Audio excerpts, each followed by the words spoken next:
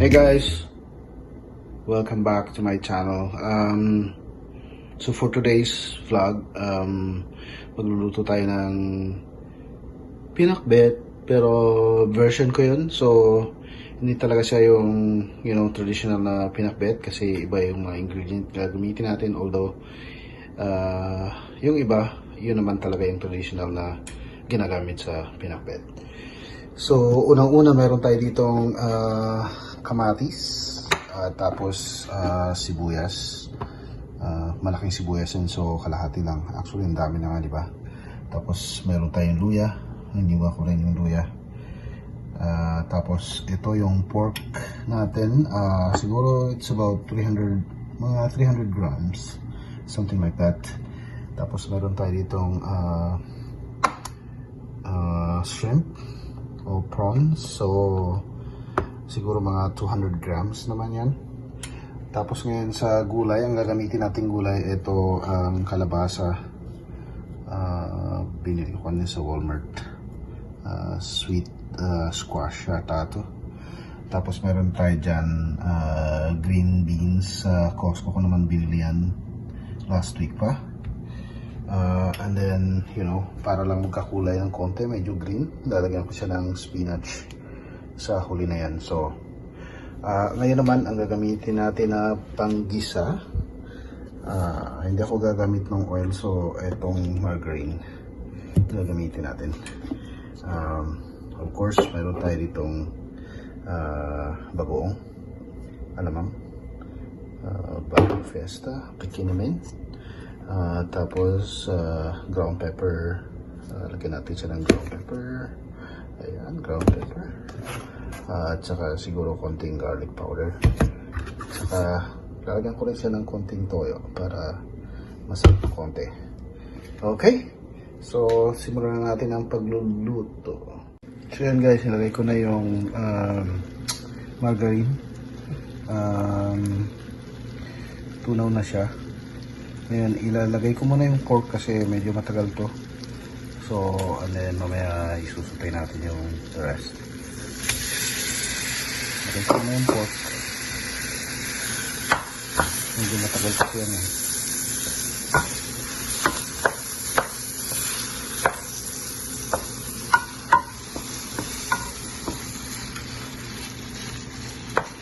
Maganda talaga itong kawali ko ito.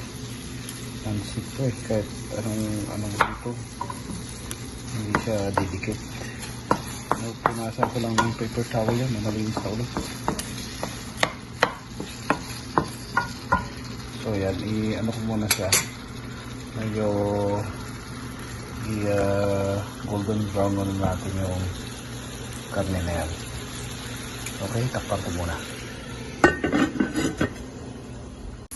So yun guys, na golden brown na yung ano natin, pork, so luto na siya. Pwede ko na i-saute yung mga ito. Sabahin ko muna yung luya.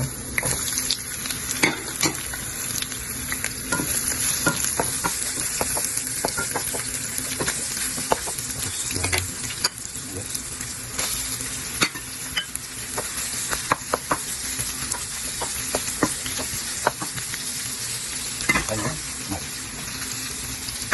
Bubuk na natin yung konti. Kasi yung takpan siya.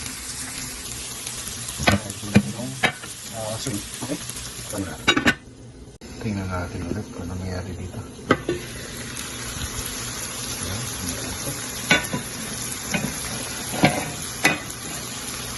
Tingnan natin yung shrimp.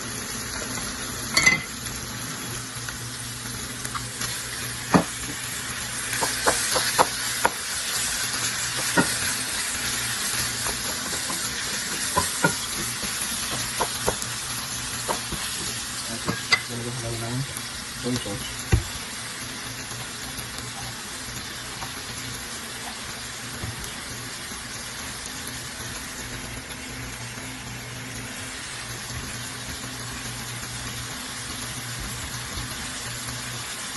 Ito natin yung konting toyo lang.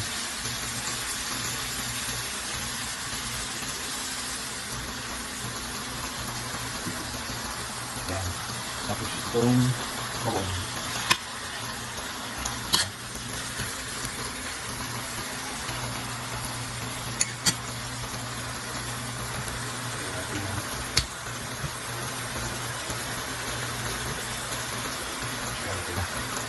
Tanong natin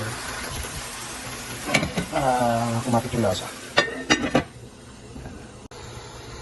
So ngayon guys, ilagay na natin yung kalabasa. Buksan ko lang ulit.